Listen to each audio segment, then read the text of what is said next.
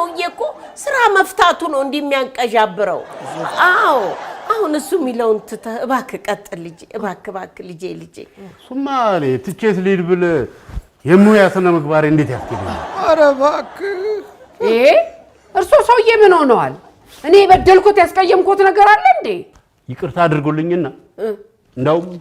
ይሄ ሰውዬ ባለበት ስራ ይመስላል ይሄ ሰውዬ እባክህ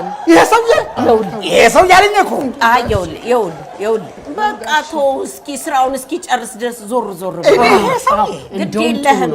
እስቲ ግድ የለህም ስራውን እስከሚጨርስ ድረስ አንተ ዞር ብለህ ኳስ እንኳን በዚህ ሰዓት የለብህም ታንኩን ፈታችሁ ቃል ያመጣል ይሄ ሰውዬ በቃሽ በጥባጭ ካለ ማን ጥሩ ይጠጣል ጥሩ አሁን መቀጠል እንችላለን